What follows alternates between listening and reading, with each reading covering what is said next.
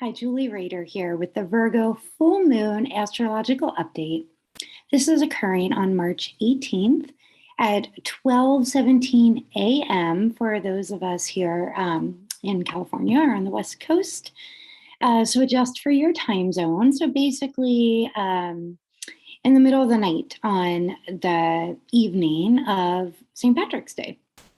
So let's dive right in. And of course, please like the video, share it, subscribe to the channel. It helps me grow the channel. Okay, so this is another full moon we have happening at 27 degrees. This is really powerful. We have this occurring in several consecutive full moons this year. And we will really be feeling this one. This one is forming a beautiful grand trine. It's a triangular shape and it's a very harmonious aspect.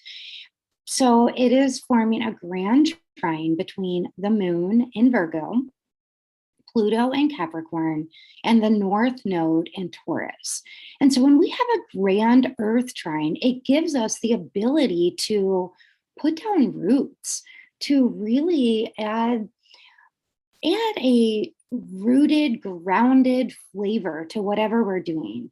We have so much energy right now in Pisces that this grand trine full moon is really going to tether us. It's going to anchor us and anchor our intentions and even these intuitive hits we get, or these dreams that we're having, these visions about our future, knowing what our next steps are. This full moon can really allow things to happen where we can take some practical steps toward our goals. This is really beautiful because this full moon is leading into, we have had so much energy, again, like I said, in Pisces, but last week before this full moon, we had the sun conjunct Jupiter, which is a big energy. It makes everything bigger. That's in Pisces. And then we have the sun conjunct, Neptune about a week later. Both of those are once a year aspects, just like the Virgo full moon is a once a year aspect. So this the sun conjunct Jupiter and the sun conjunct Neptune are really both about, okay, what is our vision? What is our dream? What do we want to happen? And we're approaching on April 12th, we have the Jupiter-Neptune conjunction, which I've been talking a lot about, and so have many astrologers.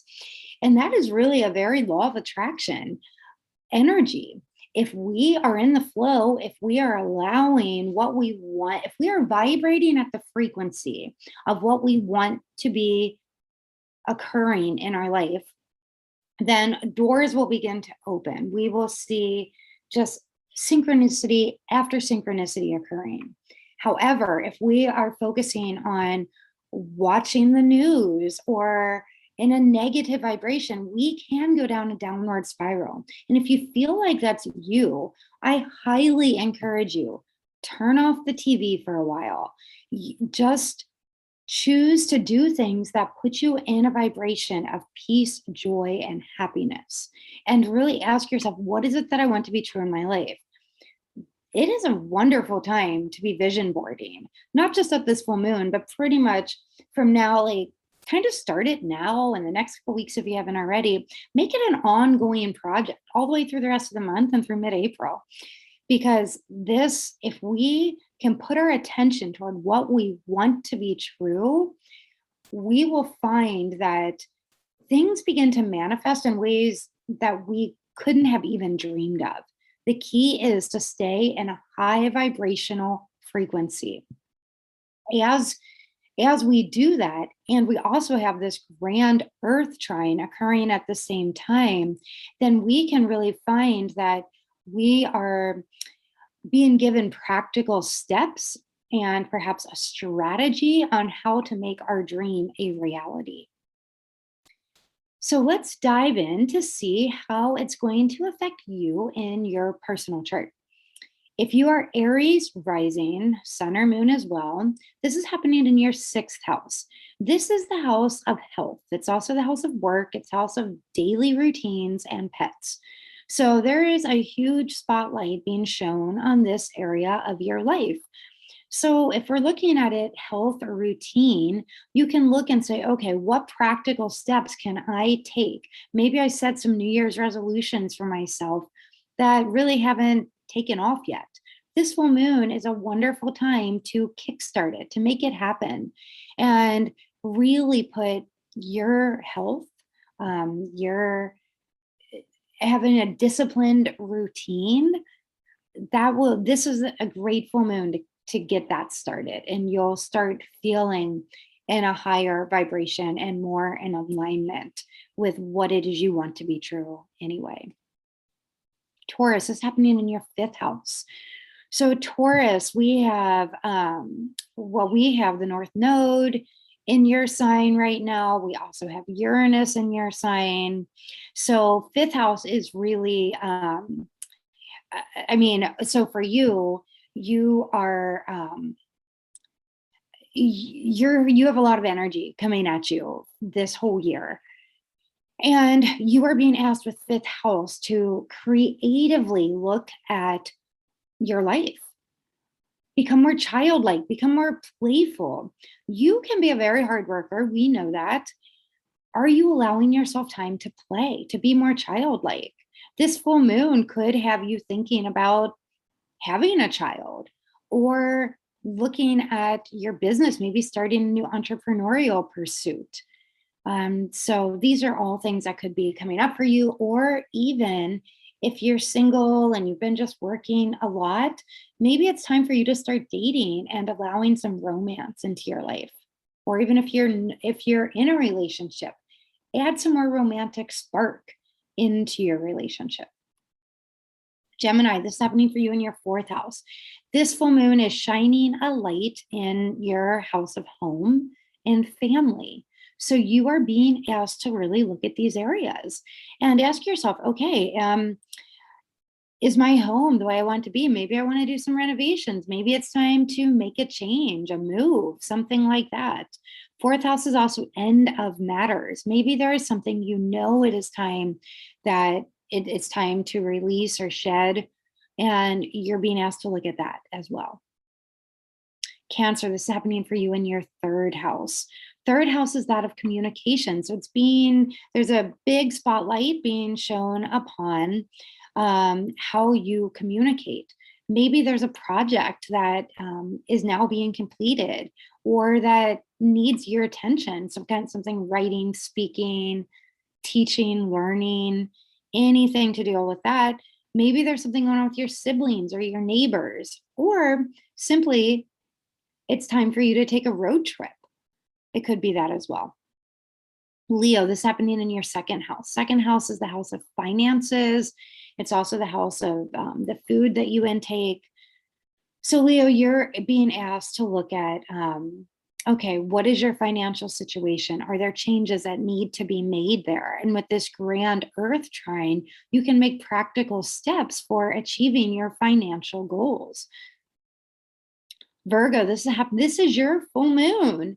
So this is really shining a light on your body, your health, how you step out into the world. Also looking in how you relate with others, whether it's romantically or business. And it's really looking at your needs versus another person's needs. And are your needs being met? And if not, what can you do? What practical steps can you take to make sure that your needs are being met? Libra, this is happening for you in your 12th house. You may feel a bit introverted this full moon, and I really encourage you to spend some time inward, perhaps even go on retreat. It is time for you to write down your dreams, be aware of your dreams, and maybe start a meditation practice if you haven't already. Scorpio, this is in your 11th house. So this is the house. It could involve technology, but also the tribes of people you spend time with. It could be you simply looking at your goals and your aspirations. in Scorpio, you have been also dealing with the South Node energy in your sign. And that is really asking you to take a look at where you've come from, what you want to keep and embody so that you can move forward, or what perhaps you are ready to release. You could also be looking at the groups of people you spend time with, and are there ones that have served their purpose, and with love, can you release them? Sagittarius, this is happening in your 10th house, the house of career. So, really looking at your career. Are you ready to release a career that is no longer serving you? And you have this beautiful grand trine supporting it. So, as you release what you no longer need, maybe it's time to just shine a light on what it is you want. And it's time for you, Sagittarius, to step out into the spotlight. It is time. Capricorn, this is happening in your 9th house. So this is the house of international travel, but it's also the house of either religious or spiritual pursuits, higher learning. Really looking and asking yourself, is it time, if you have a business, is it time to grow the business internationally? Is it time to look at old spiritual or religious beliefs and really embody the ones that resonate with you, and with love, release the old ones that no longer serve you on the path that you are on? Aquarius, is happening in your 8th house. So for you, Aquarius, you were asked to take a deep psychological dive into old paradigms and what is serving you, what is no longer serving you. This is also the house of other people's money. Maybe there is money like an inheritance or a loan or something like that that comes through for you. And Pisces, last but certainly not least, there is so much Piscean energy right now. And at this full moon, we have the sun in Pisces, we have Jupiter in Pisces, we have Neptune in Pisces, and we now have Mercury in Pisces as well. So this Virgo full moon is really beautiful because Pisces, you're already feeling all this Piscean energy, but this Virgo full moon can anchor it and ground the energy. Whatever you're dreaming into being, use this grand earth trine to take some practical, detail-oriented steps and maybe a strategy to make it a reality.